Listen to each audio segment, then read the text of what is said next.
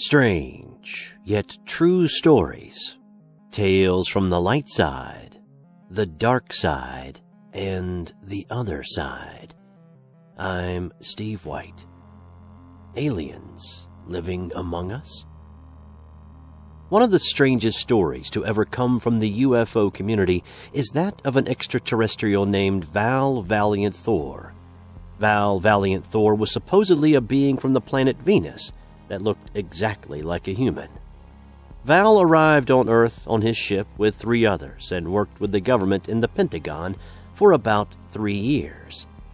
What makes this story so special is that there are a number of actual photos and sources verifying the existence of this event actually taking place.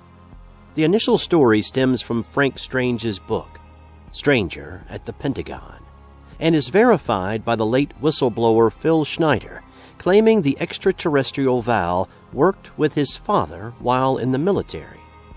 Here is a clip of Phil Schneider giving details on Val Valiant Thor. This lecture was given right before Schneider's apparent suicide. Aliens, and they've been here helping us. In fact, I have a picture. Let me reach for it here.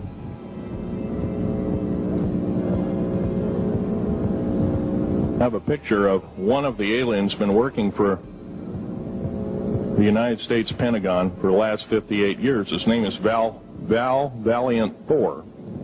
He's right here. There's my father in the background. This whole place, the ready room of the USS Eldridge, Al Bielek has probably explained, or maybe even shown you this picture. There's a list of some of the notable people in it. They're all the atomic bomb scientists of the day, regular day. This was in August of 1943. Now this guy has not changed one iota in 58 years. His brain capacity 300 centimeters greater than ours. He has a thinking capacity, IQ, if you were to measure it, be totally off the scale, be about a 1200 IQ. He speaks 100 languages fluently, alien as well as others. He's a remarkable person. I had a chance to meet him one time. Following are a few excerpts from Dr. Frank Strange's book, Stranger at the Pentagon, which might give us a few more details of this mysterious visitor and his mission on Earth. Dr. Frank Strange writes, "When I asked him where he was from, he replied, 'I am from the planet that is called Venus.'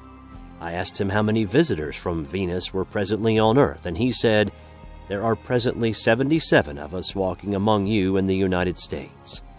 We are constantly coming and going.'" The first meeting with the President. March 16, 1957, in Alexandria, Virginia. One of the finest leaders of the planet Venus, operating under the direction of the Central Control and who had been chosen to make the contact as well as direct the project, landed his craft and was met by 2 police officers, weapons drawn. A thought transference quickly convinced them that he meant no harm, and he was ushered into the back seat of their patrol car. After crossing over into Washington, D.C., they were met by the Secretary of Defense along with 6 of his staff members. Soon police from every conceivable district and agency had joined in, all trying to claim their right to escort him to President Dwight D. Eisenhower. Through his own version of the power of positive thinking, he was able to dismiss them all and soon passed through the security posts followed by an Air Force captain. Meanwhile, his presence in the area had thrown everyone into a dilemma. The introduction he held from the High Council worried them because, though not written in any earthly language, their minds were given power to properly translate the inscribed message. Captain Gould, not his real name, asked him to remain, and after downing 2 plain bourbons muttered, "My God, why couldn't this have happened on my day off?" Suddenly, the door opened and 6 armed guards led Val to what appeared to be an elevator. It went rapidly to the bottommost level. Maximum security was in place. After transferring to an underground train, they sped toward the White House. 6 officials, 6 armed guards, and 3 Secret Servicemen escorted him into the office of President Eisenhower. From behind the desk, the president rose while the Secret Service men remained nervous and uneasy. As he extended his hand to shake that of the president, The Secret Service men drew their revolvers and pointed them at Val. Following the nod of the president, they reluctantly lowered their guns. Standing in front of his desk, the president said, "Of course, you know we have suspended all rules of protocol. I have a good feeling toward you. Please, sir, what is your name? And where do you come from?" "I come from the planet your Bible calls the morning and the evening star." "Venus?" "Yes, sir." "Can you prove this?" the president asked. "What do you constitute as proof?" The president quickly retorted, "I don't know." "Will you come with me to my ship?" The president answered with a quizzical look and said, "My friend, I cannot come and go as I please. There are others to be considered. There are committees to be consulted and security measures to be adhered to. Please spend some time with us here. Let's get better acquainted, learn more about one another, and perhaps soon, real soon, well, we shall see." Richard Nixon. At that moment, another gentleman rushed into the room. It turned out to be Vice President Richard Nixon. He appeared to Val to be very sharp, quick-witted, with fixed eyes and an amazing aptitude toward speed and proficiency. "My name is Valiant," he said as the vice president thrust his hand without hesitation. "You have certainly caused a stir for an out-of-towner." The vice president smiled as he continued, "Of course, we are not totally convinced of anything just yet, but suffice it to say we are checking and double-checking everything you say and do. When Sergeant Young from Alexandria radioed in and stated that you had just landed in a flying saucer, we thought," he continued, Sergeant Young had flipped. "Say, were you in on that UFO flap over Washington? You certainly had us all in a dither, if you were." After assuring them that this planet had been under close scrutiny for hundreds of years before the 1945 bomb blast, and with his special letter still in the slightly quivering hand of the president, he was requested to follow the Secret Service back the way they had come, to the Pentagon and into a beautifully furnished apartment where he would spend the next 3 years. Fortunately, he was prepared for such a lengthy visit and kept in constant communication with the starship. There were many occasions during which he teleported himself in and out of those quarters, often exercising trans-imagery to cause the security guards to visualize his face on a non-existent badge. Soon after his arrival, together with 3 members of his crew, he joined a convention in the backyard of the home of Mr. Howard Menger in High Bridge, New Jersey. The month was April 1957. A certain group of individuals who were interested in UFOs were meeting that day. Val and his crew members, Don, Jill, and Tanya, had changed into the same type of clothing worn by their Earth friends. The meeting was very interesting, and these people were on the right track. He was dismayed to learn the undignified manner in which these people were treated by the press. Nevertheless, these people were pursuing their beliefs, and this was good. A curious young photographer, August C. Roberts, snapped several pictures, thinking he was doing so without Val's knowledge. The photographer seemed to be greatly troubled when he attempted to talk to him. Yet it was those very photographs which were to bring me together with this unusual man on that cold December day. Holding the message from the High Council in his hand, the president stated that Val's offer to help the human family would upset the economy of the United States and could plunge her into the abyss of chaos.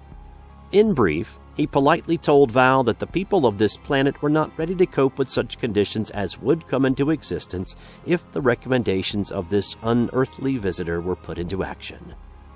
Nevertheless, he was invited to assist a number of scientists who were out working on medical projects directly associated with the space sciences. His allotted time to acquaint the leaders of the United States with his suggestions was limited to 3 years.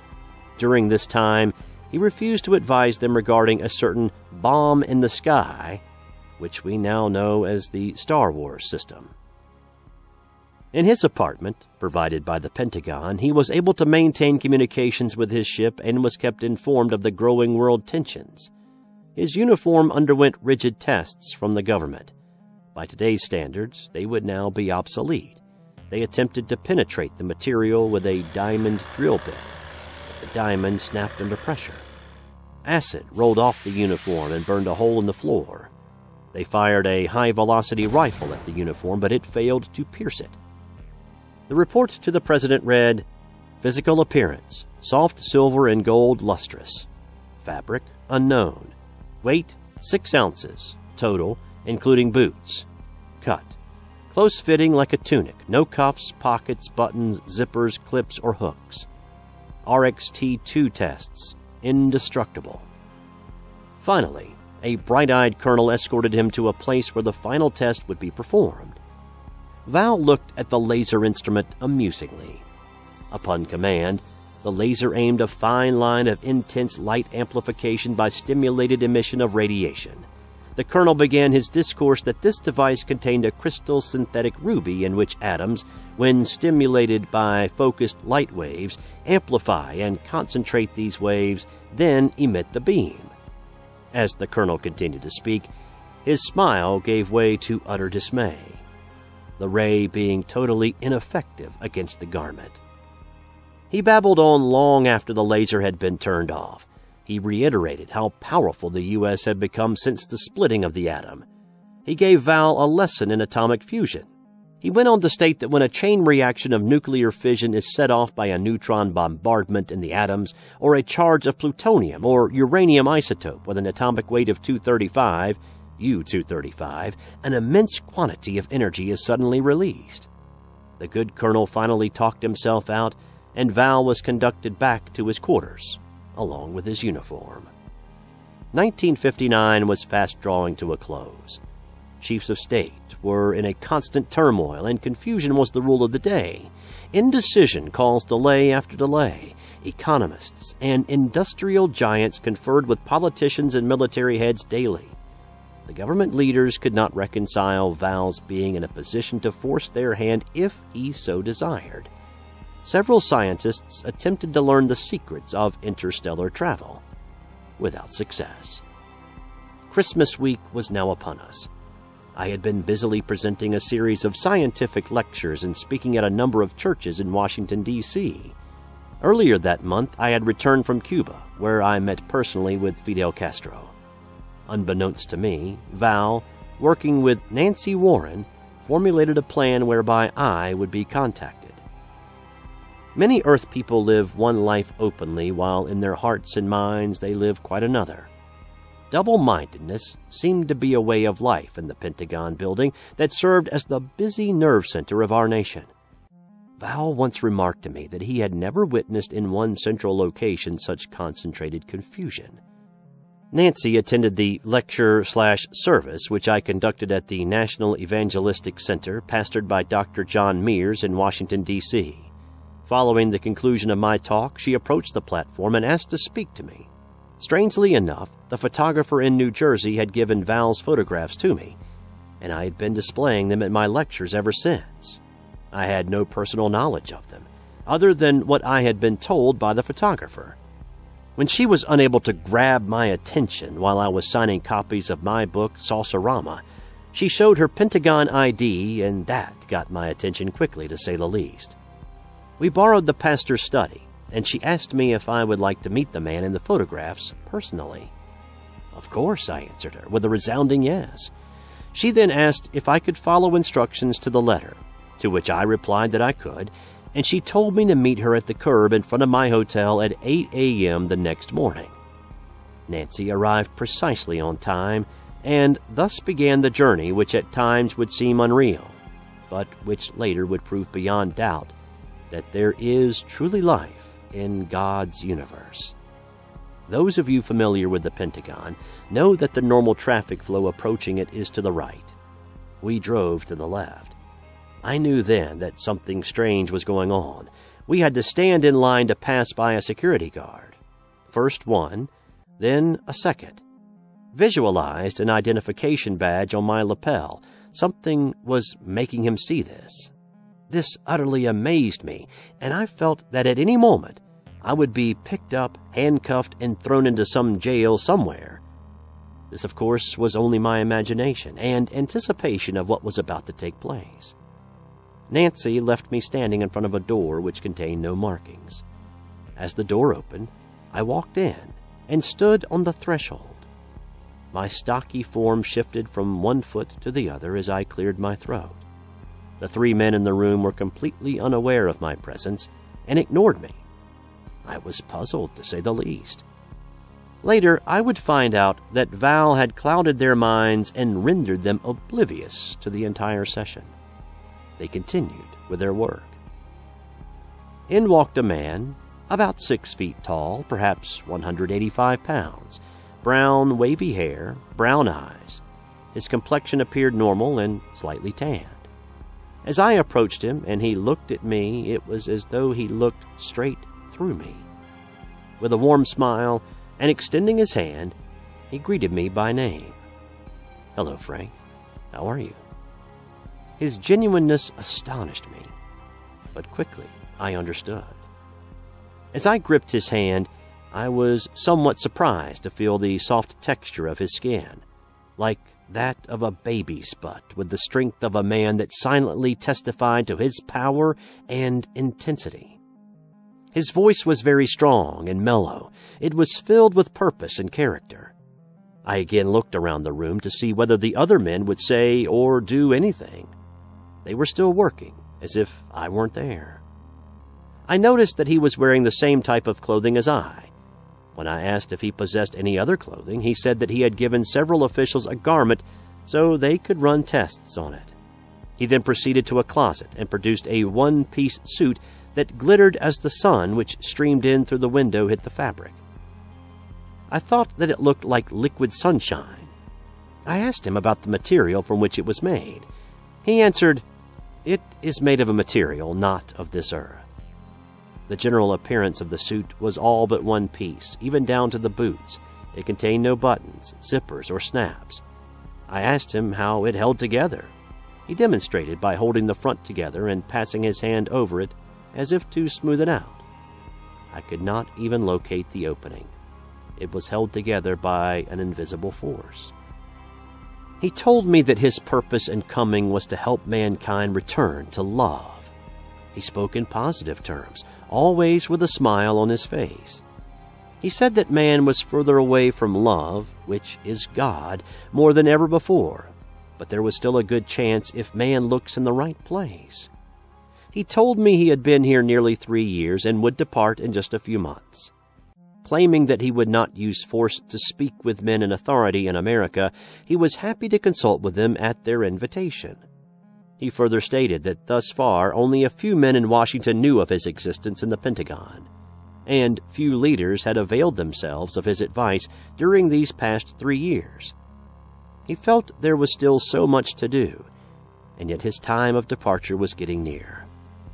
When I asked him where he was from, he replied, "I am from the planet that is called Venus." I asked him how many visitors from Venus were presently on Earth, and he said, "There are presently 77 of us walking among you in the United States. We are constantly coming and going." During the next 30 minutes, he told me things about myself that even I did not know. Later, I was able to verify them with my parents and grandparents. He gave me information regarding the gravitational pull of Venus in comparison to Earth.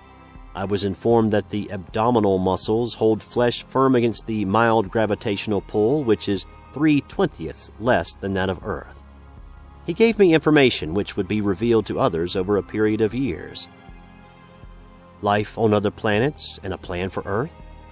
His reply was, "There is life on many other planets of which people on Earth know nothing. There are more solar systems for which man has not even given the Creator credit for." I left that meeting astounded, greatly encouraged, and yet with a heavy heart, not knowing what the future would hold. I began to wonder who would believe me if I ever told of this strange encounter with a man from another planet.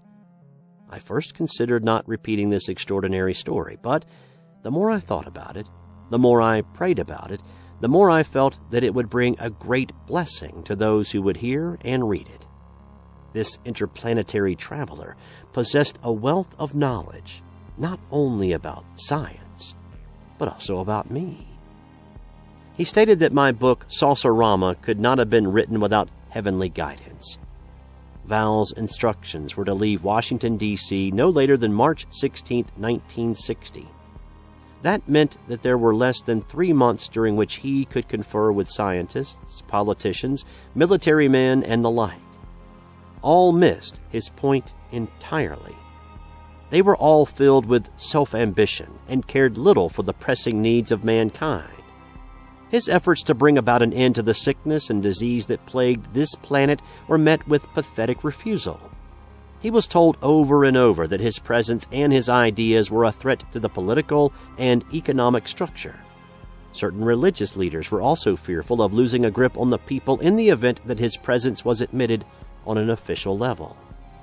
It was very disheartening that the administration failed to lay hold of such information that would change the course of human activities for the good because of economic reasons. Security regulations were very tight, but despite the fact that they knew he would come and go as he pleased, they delighted in playing their game. Val had vowed not to use force, and so another course of action would be necessary if the information which he had to relate were to be disseminated. This is the reason why he contacted men of honorable character and strength around the world. Many are presently working in close contact with Val and other members of his crew. His last meeting with the president did not reap any lasting results. He wanted to let the world know of Val's proposed plan, but the Secretary of Defense, the head of the Central Intelligence Agency, and the military chiefs of staff were opposed to his suggestion. The president attempted to effect a joint meeting before the General Assembly of the United Nations, but this plan too was rejected. He was informed that the UN would receive a special press release in the form of a memorandum to the Secretary General no later than February 7, 1966. These leaders of the U.S. government argued long into the night, fearing that if the people of this nation learned of the plan Val was offering, they might choose to follow him instead of them. When a man feels that his personal peace and tranquility may be threatened, the human reaction is always that of swift self-preservation. At one point, the vice president insisted that the pressure boys allow the president to make the choice. He was vetoed without even a chance to complete his statements. World conditions were not growing any better. Much international pressure was being brought to bear upon the administration. They fought diligently and enforced rigid regulations with stiff penalties for revealing Val's presence. Even a major newscaster who inadvertently learned of his visit through one of his paid informants was silenced by none other than the Central Intelligence Agency, which has consistently disclaimed all knowledge concerning UFOs. Meanwhile, they maintained secret files that could actually prove the existence of intelligent life in the universe beyond all doubt. The morning of March 15, 1960, saw Val meeting with Nancy Warren, who would continue to work inside the Pentagon and be one of his contacts in the Washington, D.C. area. She would continue communication with others who would become part of his Earth contacts. There are still to this day many adversaries to human freedom. These parasites have embedded themselves in all phases of human society and will never be exposed except by extraterrestrial intervention. There are confused individuals who have perfected a saucer-type aircraft. Some of these are the result of an attempt by some to institute a master race. Remnants of this group still exist. These craft which they designed are still seen from time to time in areas of South America, where some of those involved in the original plans still reside. These should not be confused with the spacecraft originating from other worlds or those coming from the interior of this planet. Nor should the occupants of craft originating from other worlds be confused with those evil messengers who do not originate from Earth but were cast into it after the first war ever recorded. They are in league with earthly low-grades, who have condemned themselves because of their own choices. On March 16th, Val dematerialized and departed from this phase of his earthly mission. His next stop was the outskirts of Alexandria, Virginia, where his ship and his crew awaited his arrival, hidden by a wooded area. It was no problem for him to reassemble the atoms of his body inside his ship. As his craft rose slowly, a number of people stopped and pointed excitedly in his direction. Others stood motionless, transfixed by the sight which they beheld. He felt such a tremendous feeling of love for all of them. There was no panic in them, just curiosity and a strong desire to know more. Then, as the U.S. Air Force jets were scrambled, and with the force field now in full use, the planes darted past the ship, unable to see them now. Even ground radar lost them on their equipment. Confusion once again reigned. On the way back to Victor 1, he meditated on his home planet, the low, heavy, colorful clouds, the even temperatures, the perfectly diffused sunlight that made shadows almost non-existent, the lushness of the rich green grass surrounding his home. He was informed of several Earth people with whom he would maintain contact for a long time into the future. Strangely enough, those who knew of his presence, yet who claimed disbelief, were those who feared the most. Others figured they should have been the ones contacted, and not those who were. Upon returning to his home planet, he advised the Council of Central Control of the results of his Earth visit, including the failure of the leaders of the United States to take him up on his offer of advice and assistance to the human family.